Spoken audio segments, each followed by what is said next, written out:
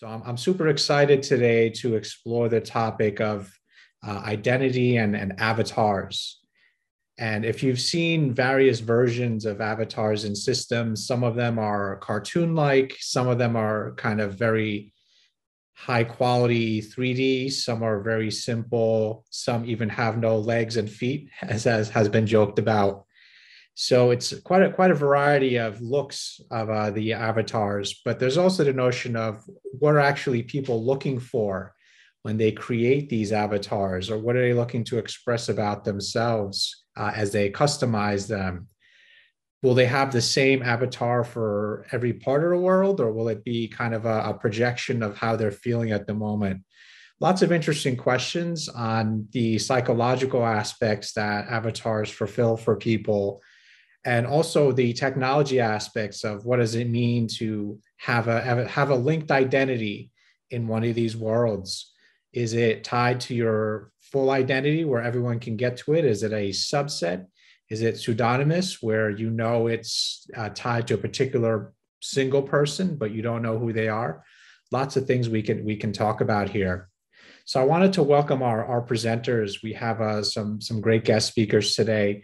We have Kai-Philippe Arguman and Jean Clateau, both from Union, and they're working at Linking Realities and working on avatar projects. And they're going to talk through more of the philosophical nature of the avatar side. And then after that, we're going to get deeper in the tech of a self-sovereign identity with Fraser Edwards, who's CEO and co-founder at Checked. So I'm going to pass it on to Kai and Jean right now. And which of you would like to present your view? I think Hi everyone, Kai, go on. Okay, no. Well, yeah, just a brief introduction. I'm Kai, I'm the CEO of Linking Realities. I mean, we are focused in providing tools to manage the digital identities on the metaverse. So we mainly focus on right now on creating like a physical representation of the people through photorealistic avatars. And then we also are investigating or going deep into the self-sovereign identity part and how this can be related to the avatars. If you want to go, John.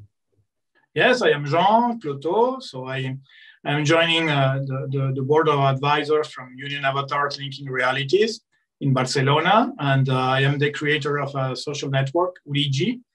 And after 20 years of corporate, I am now, since close to 7 years, involved in tech.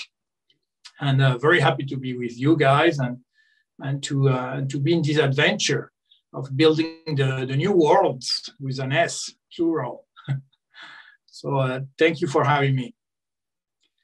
So the idea is to have together a momentum about with Kai. Kai is the founder of Union Avatars. So about what is the real thing? So or maybe what is the real next big thing?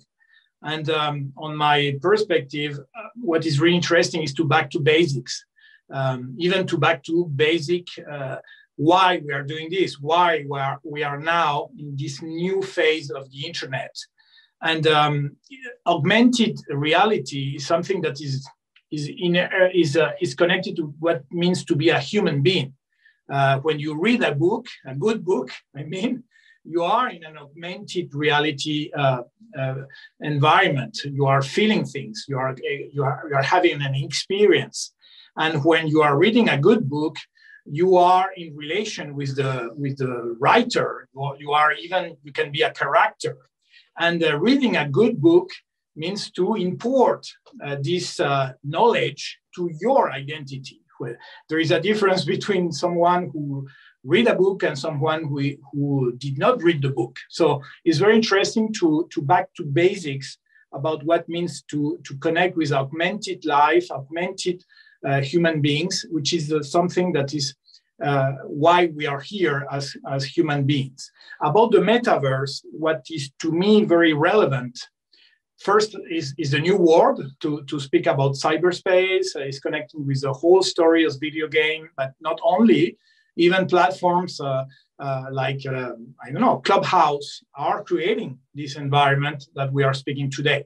So why identity is so important to Kai and myself is because it's the most important asset that we can develop in this new immersive internet. The new phase of the internet is to increase the interaction.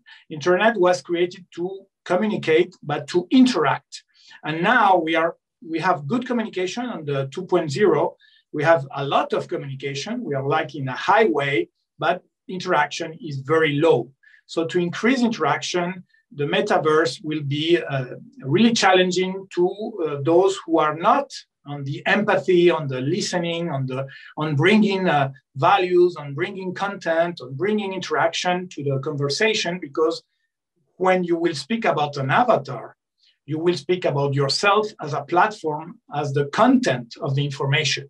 And this is why Kai is now sharing with you guys why it's so important to speak about identity. Go on, Kai. Yeah. So following with your conversation and what Alec just said in the presentation, I think one of the biggest challenges that we have now is how we're gonna use the identification or the authentication in all this upcoming world that is coming, this metaverse that is coming. And I think it's really important when it comes to the representation or the projection that we want to have on these immersive worlds. And the different types, even again, like Alec was saying, I think it's really important that depending on the environment where we are moving, just like in the real world, we use different projections of ourselves. No, probably we don't dress the same way when we do sport and when we work, or when we do some whatever, or even when we play a game. No, so I think like it's becoming a necessity right now when it comes to position ourselves in this space, to have different approach or different ways of identifying oneself. No, over the history, we saw a little bit like maybe at the beginning it was not that much related to a real identity, and any nickname could even get the same strength or the same influential power that a real name can have. Later on, we started to see how people prefer to, or is forced to represent themselves with their real name. But now I think we are coming back in a moment of history where like anonymous identities can have an strength too, and then probably just like to put some use case on the table. Probably if I join a video game, I want to showcase myself or project myself like a cartoonized avatar with certain abilities and certain information related to that specific identity, like which are my wearables, which is the level of that I have in my video game. Maybe I don't even want to share my real name and just want to have a superhero version of myself. But then probably if I want to join a platform for a bank or for a work meeting, I prefer to project myself just with the real version or with a close version to who am I. So like I think the avatar can be really seen like from 2 points of view. No, one is the identity itself, and one is the character. No, that's something that we have discussed a lot of times. Like probably characters can be something that can be even sold and represented by different people. So it's just a character that it can have different people behind it. But when it comes to identities, is a totally different matter. So the approach that we have in our case with the avatars is the approach of looking at the avatar like a identity representation. No, so I think it's really important to evaluate how we want to represent ourselves, and not sticking only to one option. Just like in reality or in the actual internet, you have several different websites with several different accounts for it, and each one of them have a different information that you want to share with that specific platform. So at the same time, I think that identity can be a way of connecting all these platforms. No, we clearly seeing all these newborns platforms maybe rebranding themselves as metaverses, but at the end it's video games or immersive platforms. But then we're still missing that just to do a comparison, no, if each one of these platforms is just like a website, we're still missing the browser to navigate through all these websites. So you cannot expect each user to download a specific browser for a specific platform. So we see that all this connection or interoperability between identities can be done through, between platforms can be done through identity, no? What is really interesting is I think it is a non-return point about the ownership of your data. And there is no more internet where you bring all your data or your pictures or your friends or your Dropbox to the highway, and you give it to a platform, to a centralized platform like Facebook. So momentum is about the ownership. So ownership means identity, means is your asset, is your money, is your face, is your pictures, is your videos, is your music, is your art, is your NFTs. So connecting the ownership of the assets with identity is key. And I think the big turnaround of what is happening in the internet is the fact that there is no more place to give your data away. There is no more place to be in the same business model of radio and TV and press before, which means advertising, making audiences to sell advertising. This is no more sustainable, and people are more and more aware of that. So the next big thing is about identity as an asset, identity as the Dropbox between brackets of your life, and as the thing that you are bringing to an interaction. When I come in front of you, I have experiences, I have dreams, I have knowledge, I have skills. This is my asset. It's not the money in the bank. And thanks to blockchain, we can certify that it's really true that I have this in my avatar. It's very interesting when you use more and more this, you understand why the avatar is the main big thing, because you are your own cloud, you are your own Google Drive. So there is no more apps or phones, etc.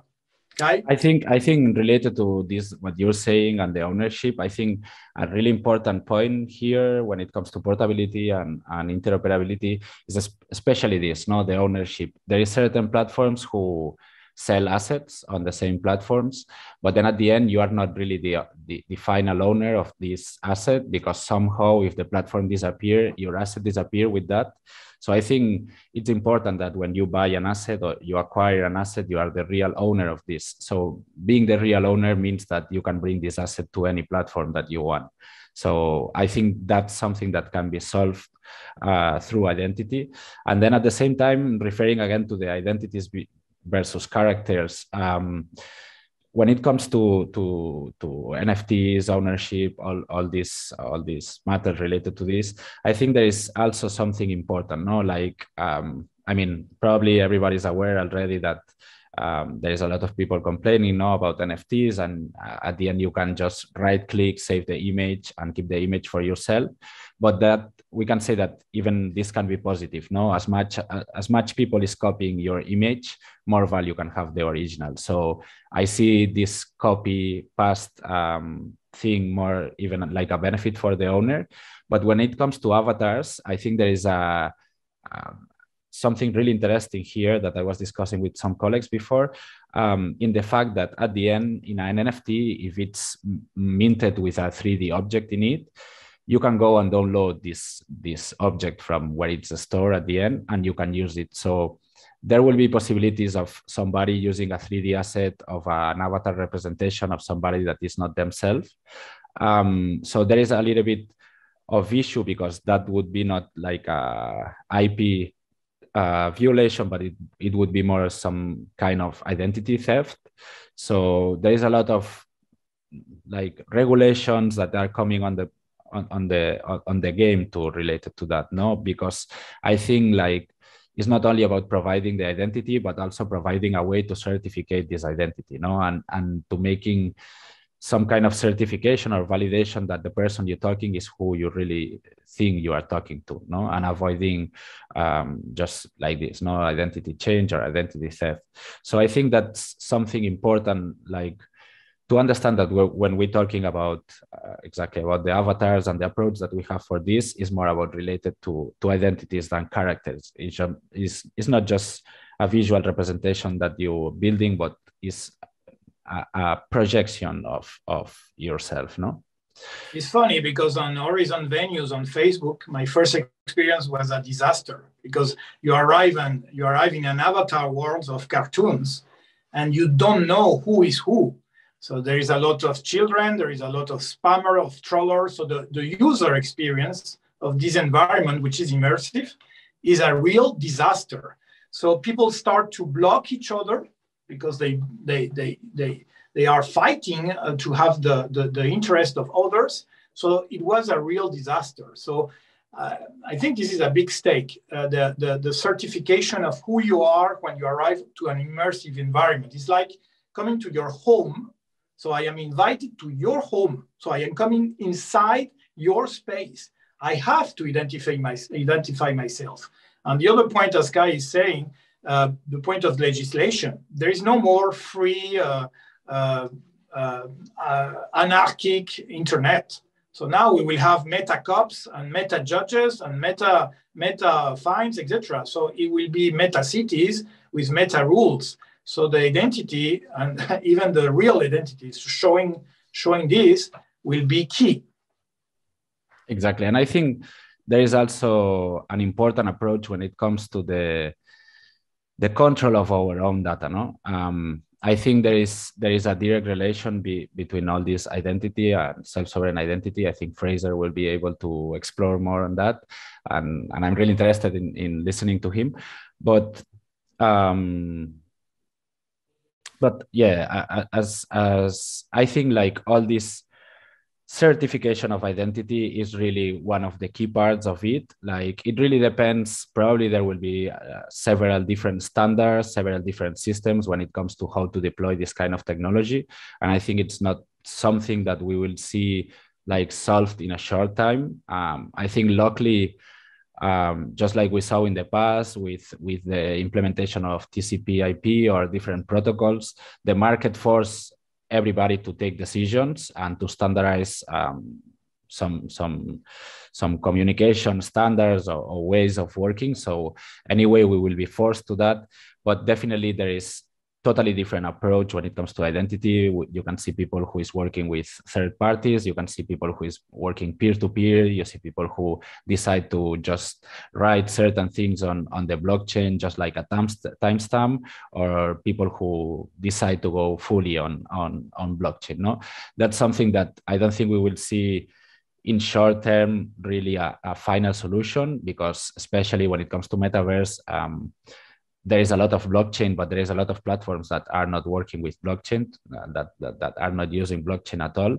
So I think this interoperability is not only between chains, but also between just platforms, even if it's not blockchain related.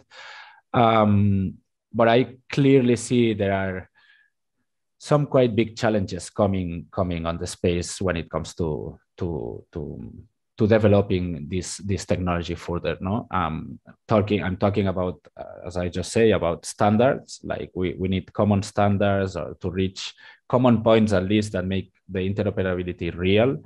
There is also issues regarding the communication between platforms and how these platforms are open to the people or to the developers, and how they are open to this open metaverse, if we want to call it like this. There is also challenges regarding the bridge or the bridging between different blockchains and different identification system. And then at the end, the same thing that you were just saying, Jen, about regulations, about all these new legal issues that will come on the road too. And I think that again, there are several ways of approaching this. There will be companies who would pass through know your customer and AML systems. There will be probably companies who prefer not to go on that legal or government regularizations and just try to live in the edge, like certain blockchain projects. So I think there is a lot of space still to explore and to grow and to be able to understand all these concepts. No, there is a next thing that I would like to talk with you too. Is about I mean that's a concept that I've taken from Crucible and from Outlier Ventures, but I find interesting the concept of the direct to avatar economy, no, and how all this is changing, and probably in the future the next big designers is not going to be it can be just a kid with a computer from their home, and how we are turning. I mean, I don't like to say direct to avatar economy because behind an avatar there is still a person, so we're still heading the users. It's still a consumer approach, but I think there will be really a big market related to the avatar economy and everything related to that, no? Yes, I am really interested about the companies, the big elephants in the room. No? We have Apple, which is a closed environment. Facebook is doing the same with Oculus Store. What will do Google on this environment? What is an open source approach or not? And Zoom, maybe Zoom will do something, because Zoom is a highway for what means interactions in the metaverse. Zoom must do something in the incoming weeks and months. So the market will move very fast in terms of where we are, where we develop something, where we show our avatar, where we create our environments. And then maybe the last point is intimacy. One of the big turning points on my perspective is the fact that now we have an Instagram and I dream to have 1 million followers. Tomorrow I need one house and I need 10 good friends and my family and my community. So the tribe approach of the avatar socialization is very interesting to the development of the identity, because you will look for more intimacy, more home intimacy, more authenticity, more vulnerability, which is the psychological part of the avatar approach, which is really interesting. That's why I think there is two worlds, the world business as usual, bringing the Instagram influencer to the avatar world, and the new world, which is more authentic. And also about, like, when it comes to the ownership, it's not only about the ownership on assets, no, because I wanted to say that before, is also about the ownership of your own information. I think locally, self-sovereign identity is heading to a way where the control of the data is done by the users and not by the platforms. So maybe finally we have a way to really understand which information we're sharing with each platform, and being able to opt in and having maybe a privacy by default system where we can keep our privacy, and then just decide what we're sharing with each one. And even if somebody is going to monetize our data, being able to get a revenue on this data that we're sharing, no?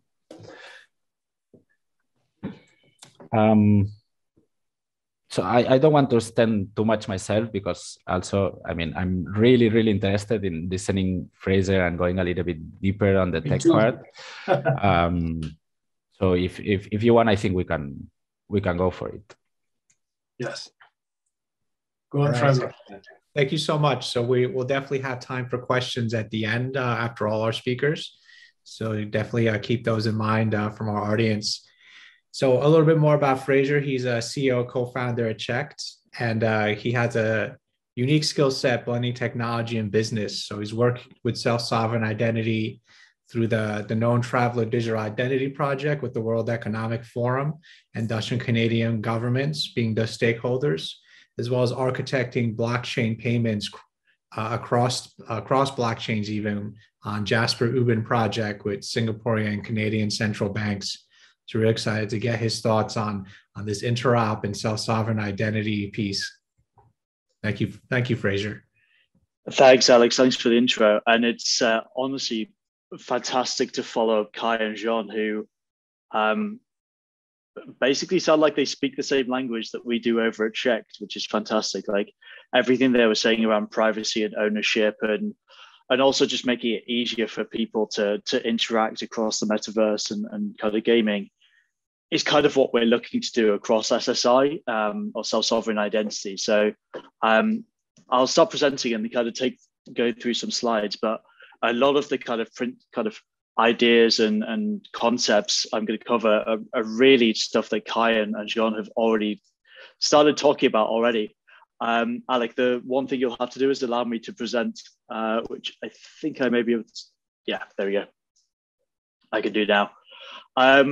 Cool. So hopefully everyone could see my screen up here, but basically, like Jean and Kai have kind of touched upon this around ownership, but I thought it'd be worth just starting off with what self-sovereign identity is. A lot of Web3 or crypto just doesn't appear to be aware that this technology exists, and yet it's been around for like the last 4 or 5 years. And the best way of describing self-sovereign identity is to compare it really against what happens right now, and they touched upon that as well. And basically, that's the identity right now, and personal data has been built around companies. Historically, that was due to like limitations of development, but also just the way that they make money. It's the way that the likes of Facebook, Google kind of monetize your data. And kind of it's been well written about in books like Surveillance Capitalism and the like. But really, self-sovereign identity is a complete switch from that model. So rather than data sitting with companies, it sits with the individual. Alex, our governance lead, wrote something fantastic to give an idea of how ridiculous kind of the current situation is. Like if you want to go and use your data for your own purposes, you effectively have to go and ask a gatekeeper for permission to. It's the equivalent of like having to go past a bouncer to get into your own house. It is kind of the weird dynamic that we have with our own personal data right now. But the bit that kind of SSI is solving for is really putting individuals at the ecosystem. And where we at Checked are coming in is we're focused on being the network that makes that possible, but also kind of, I think it was to Kai's point around rewarding the holder of that data and being kind of monetarily rewarded for it, actually providing the payment rails to go and do that. So SSI, to kind of recap or just make it really clear, is the principle that like you should hold your data. You should have complete control of what you receive and what you share, and who from and who to. Easy examples that I could give is like everyone who's in crypto will have opened up God knows how many exchange accounts, and you'll have gone through the same KYC process multiple times. And the change here would be, instead of going through that process again and again and again, you go through the scanning of the passport or the driving license once, you do the selfie check once, and you basically share that data onto every single exchange whenever you kind of register them. You don't need to go through that process more and more times. Or another example is, and this is kind of happened to me last year, you can track where your data is going and keep that up to date. So I moved house like March of last year, and typically most people on the call will have around 200 to 300 accounts, online accounts. Each one of those will have its own username and password. And I basically had to go through, after moving house, 200 different accounts and update my personal address on every single one of them to make sure my post was going in the right place. And the beauty of SSI is I can see where that data has gone, and I can basically go and just reshare my new address to wherever I think it needs it, but also clear it down from anywhere that I don't think needs it anymore. So really what we're doing over at Checked is kind of focused around what Kai was saying around rewarding the kind of participants of the ecosystem. So what we're providing is the underlying network, and then what happens above the top of it is data is issued by whoever the issuer is. That could be a KYC provider, it could be a government, it could be even a game, and I'll come on to an example later on. But that basically goes out to the individual, so the person, and this could be like avatars, it could be experience in the game, and I'll touch on that later on. That individual then passes that data on to whoever receives it. Could be a company, it could be a DAO. This really is endless. And what we're providing is basically the payment rails, so that when that data moves, there is the option to have an associated payment go the other way. So we're not saying that all data has to have a payment. We're just saying if you want to put one in, we're providing the tooling to do it. So to give that kind of exchange example, what this would look like is a KYC provider, someone who's scanning your passport, actually gives that data to the individual. And whenever that individual moves between either different exchanges, different games, or different kind of ecosystems, they can start sharing some of that data as they want to. But that's not to say that they have to. Like, they really have a choice in this. The individual is at the center of the ecosystem. So what that means in terms of, I think Kai and John's distinction between identity and characters, the individual still has the opportunity to present a character. They can still say, actually, I'm going to use a pseudonym, I'm going to use a nickname, I'm not going to use my real photo, and I'm going to share that into the game instead. And therefore, you've got the ability to share like really high level trust data if you need to authenticate, but you can also just present a character and really stay anonymous behind that. But the key part of all of this is the individual stays at the center. And I'll skip over this really quickly because this is kind of the example that I already gave, which is like a KYC provider, an individual, and kind of money moving in behind, kind of in reverse. That's kind of our focus as a network. But again, we're not saying that anyone is kind of forced to do this. But the beauty for us, and I think this is speaking to Kai and John's vision, is that there are hundreds to thousands of these different ecosystems from an SSI perspective. The whole idea when an individual is at the center is everything revolves around them. So if they walk into Call of Duty, if they walk into like FIFA, they can take in as much of their kind of individual identity or character as they want to. And at Checked, we're kind of focusing on being that underlying network layer, which means that we support pretty much any vertical. So once you have that identity, it can be used across pretty much anything, whether that's in the real world or whether that's in the metaverse or digital world, gaming, that kind of stuff. Like, it's completely up to you, and you can port that address across, or sorry, that identity across.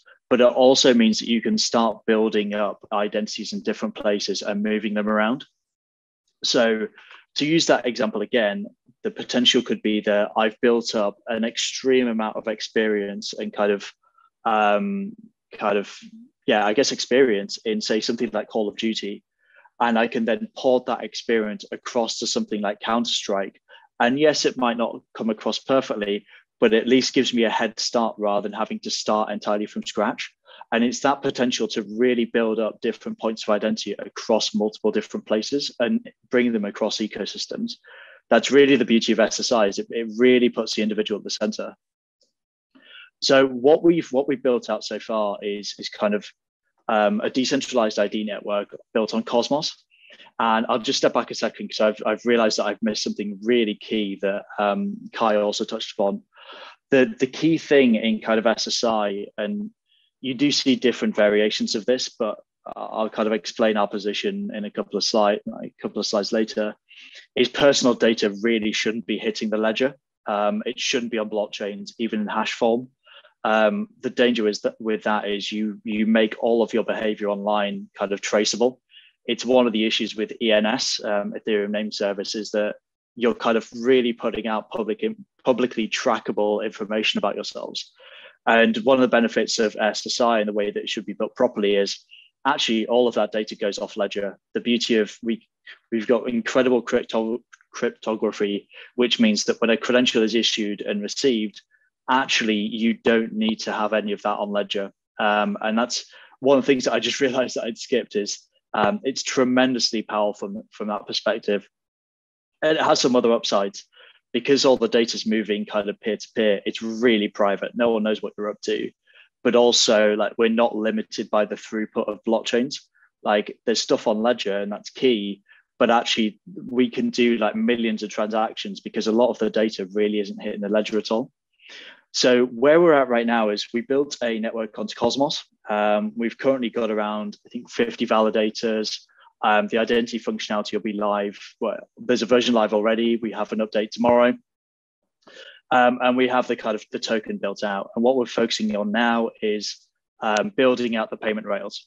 So what's available already is basically an SSI network, which can be used for pretty much any use case. And because we're on Cosmos, we've got pretty good throughput, and the actual network is extremely cheap to use. But the bit that we're focusing on now is like this bit pretty much exists. And now what we're looking into is like tokenomics for specific ecosystems. So if you want to start like create an ecosystem for identity data, you can start building that and start kind of having commercial models that make it viable. So that's really the bit of where we're focusing on right now. But something that I did want to touch upon, and this again, Kai and Jean kind of beat me to it, was like the standards side of things. And that's something that we've been really, really hot on. And it's why we've got such adoption from partners, which is from day one, we've been focused on kind of standards compliant DID methods. So what we'll have inside the next couple of days, or maybe, next couple of weeks, is there are actually standards out there, and there are test suites that kind of benchmark SSI against those standards. And what we'll have over the next couple of weeks is actually an evaluation against those standards. And what we'll be focusing on kind of from that point onwards is looking into the payment flows, which I've already mentioned, but also stuff like all of the interop standards that are coming out there. So, for example, things like BBS plus signatures, Wacky PEX, Aries, and IndyCreds. They're emerging, so they're by no means set in stone, but they do exist, and we're looking to kind of facilitate all of them, because it's really SSI doesn't work if you're locked into an ecosystem. So we're making sure that anything that routes across our network can be used anywhere else, and is following up to the latest standards. And I'll just kind of shift onto this slide before I go on to any further. So that's kind of why we've been able to collect the SSI membership that we have. So we're very focused on being the best network that we can be. But what that means across the top is working with application developers. So people like Evanim, who are an investor in us, who were just acquired by Avast, the antivirus company, all the way through to like Isata, Spherity, Animo, all who kind of build out SSI for different ecosystems. And one of our big focuses now is going on to kind of SSI and Web3 in the metaverse. It's been quite interesting for us. SSI has been known inside the enterprise world for like the past 3 years. Like it's been slow, but it's going. And starting to see adoption by governments, by companies. Like it's really beginning to see adoption where people are giving, companies and governments are giving individuals their data back, but it really doesn't feel like it's hit Web3 yet. And it certainly doesn't feel like it's hit kind of gaming or the metaverse yet. And that's where we're starting to focus our time, because for us, it looks like it's entirely green field, although it sounds like Kai and Philippe are the guys who spotted this as well. So we're looking forward to catching those guys after the call. But I kind of want to finish on with what the future could look like here.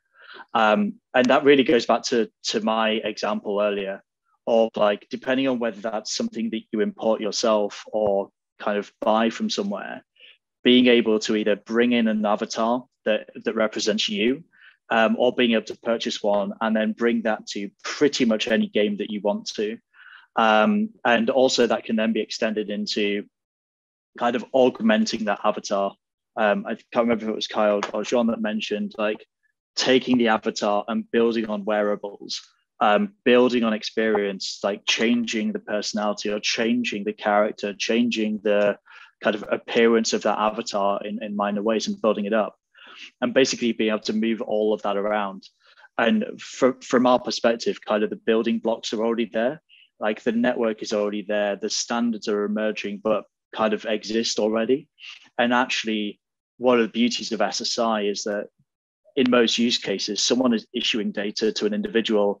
That individual is then sharing that data to someone else. And effectively, there's this nice virtuous cycle of that data moving around.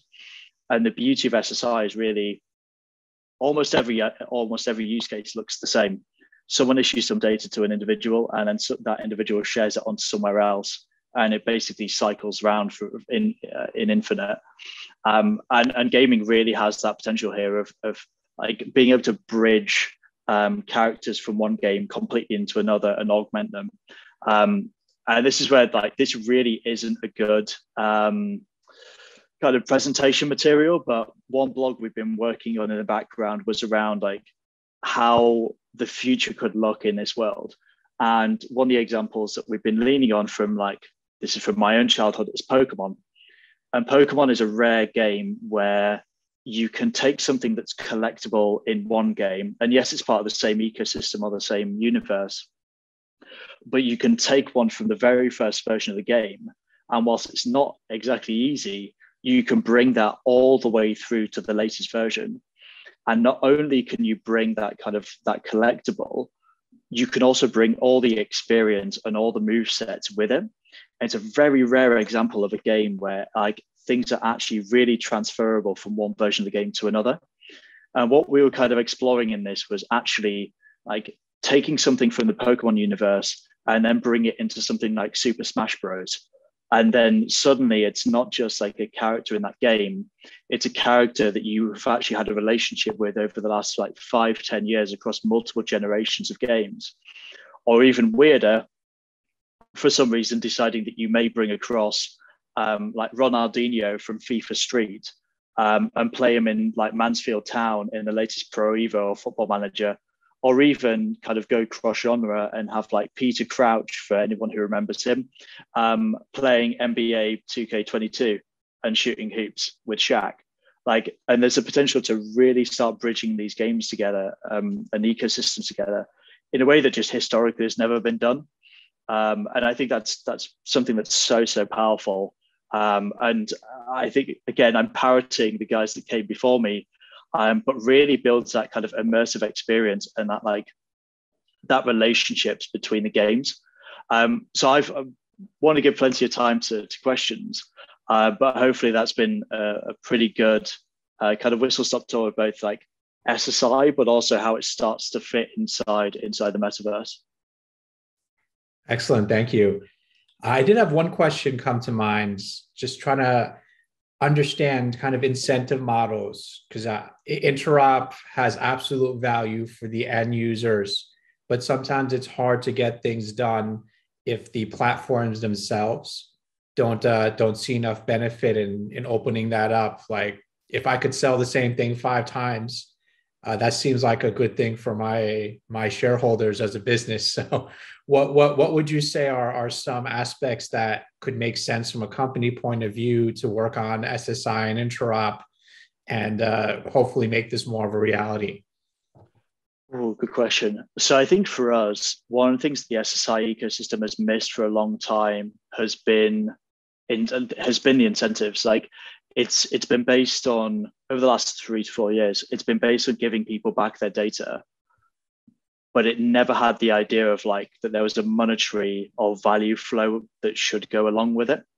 So what was happening was, and this is exactly why we created Checked, myself and my co-founder Anchor, we'd spent like 2 or 3 years building SSI solutions out for companies. And you'd create a prototype or a pilot, it would be amazing. Like the user experience, once you've held it in your hand, is absolutely fantastic. But it would go into like a prioritization meeting where a business owner is deciding like, do I build this or do I build the thing that's going to either reduce my cost or drive my revenue? And the SSI thing would be like, the user experience is amazing. People get their data back. And they'd be like, okay, but how much does it cost or how much does it save? And there wasn't an answer. And that's what we're kind of aiming for in Checked, is by having corresponding value flows, you solve that incentive. You solve like the reason for giving that data back to people. You solve the reason for like focusing on interop. You solve the reason for like investing in SSI. And that's, from our perspective, that's been what's missing. And that's not to say that every piece of data has to have a value attached to it, but we're certainly finding that like, if you create a character that could only be used in, say, again, showing my preference here, Counter-Strike, but that character can now be used across every single game universe, the value of it has just massively increased because you can take it anywhere. So it has this massive impact on the value of what creators create, because it's no longer locked into a silo. It can be used anywhere. And I'm going to shut up now because I don't want to monopolize that by just kind of carrying on, kind of ranting about how good SSI is and how incredible it could be for gaming. Yeah, if I can add up something on this, I think that like when it comes to how we focus on the metaverse, there is really like approach from like certain companies have to create like a wallet garden. And there is an approach on doing more like the open metaverse. But I think that it's important. I think it was today or yesterday that Mark Zuckerberg was saying, let me find the post. The metaverse should be more interoperable and open than any computing platform before. Meta is proud to join the Crypto Open Patent Alliance to make the crypto patents available for anyone to use so we can all build this future together. I think it's important to see that one of the most closed company when it comes to these wallet gardens is opening, no? And I think that definitely the approach that we have to go if we want to build this fast and make it real is an open world where everybody can participate. So I think it's not only thinking about each company like what they are losing, but what they are winning, no, with opening this. And especially I have to say with the multiplayer platforms, because the reality is the reality. And when you join some of these platforms, the total users that are connected at the same time is not that much. So either we start to work on interoperability and ways of moving from one place to the other, or some of these platforms will die with no users. That's my vision. Yeah, we can even compare the React Native thing because it's Facebook behind. So at the beginning, I had to develop on iOS and on Android, and now I use React Native for both platforms. And the winner is, of course, React Native. So because there is no sense to have two teams of engineers developing the same app. Fraser. And I think actually for me, the open standards and following those means that like creative destruction is quicker, but with less impact of those using either of them. Because like if you're building to the same standards, like yes, you might have like one of the platforms or one of the networks might die, but actually they can coalesce even quicker to where the value is. So suddenly you're not locked into a platform, and yes, the platform may not live, but actually anything built on top can suddenly shift. And to Kai's point, you're not left with like individual silo groups of 10 people. You suddenly have a collective mass that can move to wherever the best experience is, and just it speeds up the whole cycle. And we have to take into account that tribes and communities will develop their own environments. So it's not only a war between giants, it's a little bit the no code mood, you know. So everyone is able to create its own environment. I think. Sorry. Yeah, I think you just let me do a short appointment on this, because I think you bring up something onto the table that is really interesting. For me, I really like to explore the concept of the communities, no, and on the crypto space there is these crypto tribes, and like there's some like the DAOs and different like alternative government systems or governance systems that we can use. And for me, it's interesting to understand too, which is the power of this community can have. No, I use an analogy sometimes that is like, if Fortnite, even if maybe Fortnite is not that big now, but if Fortnite do a statement saying that, I don't know, every white car should be destroyed, probably tomorrow there are much more less white cars in the world, you know, and it's something that can go over any border regulation and government. Like it's a power that it goes really internationally and connected with no borders. So I think that's an interesting approach when it comes to building these communities, no, and the feeling of the people of pertinence. I don't know if it's the right name in English. Yeah, pertinence. To belong. Yeah, exactly. Sorry, go on, Alec. Thank you. Yeah, so we also have an audience question from Jesus. Go ahead, Jesus. Hi. Sorry. I have a thing. First, thank you for the opportunity of listening, all of you. That was a great panel. But right now we are talking about the identity in the metaverse, and we are talking about the opening of the freedom of the uniqueness of the identity.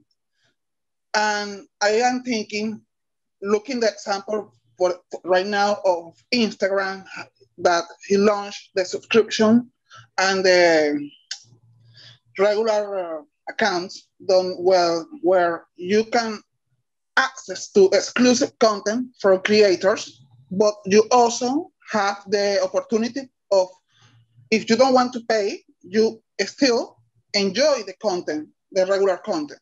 What if your thought, sorry, my English is terrible, but what you think about the free content merged with the exclusive and VIP content in the metaverse in a way to monetize, but without taking the open, let's say the open source way of thinking in the metaverse? That's my question. I don't know if I make me understand. I think so. I think I kind of view them as separate things. So I think I feel free, like Kai, feel free to kind of challenge me on this, but I always think of them as two separate things. One is like open standards, interoperability, the open metaverse. I think the other one for me is monetization, and I view those as like two completely separate things. And I actually think I guess like I was saying earlier, one of the biggest arguments for like open standards, interoperability, and the open metaverse is actually, if you're a content creator, the monetization for what you create should, in theory, be higher because it has more portability, more utility, as opposed to being locked into something.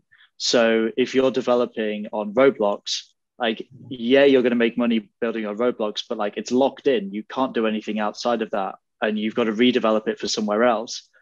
Whereas if you can take something from Roblox and shift it into Rust, like they're two completely different communities, and suddenly you've doubled your audience and doubled the utility.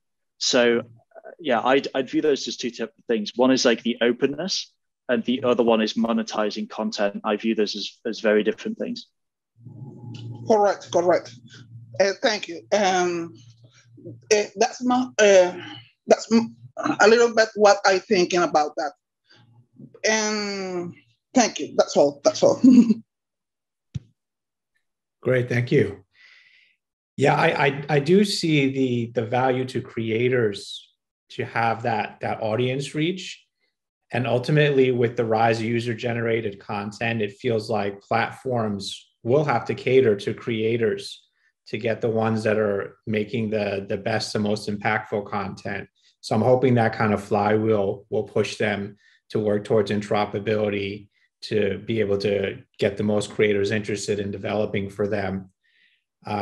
It's been interesting seeing kind of user-generated content on social media and YouTube, and people going to Twitch or going to TikTok and kind of finding new places for audiences, and what those platforms are going to try to do to get them back, or have some sort of better interop or ways to manage an audience, where in a Web3 world, there's going to be different relationships there that hopefully will give creators some more impact power.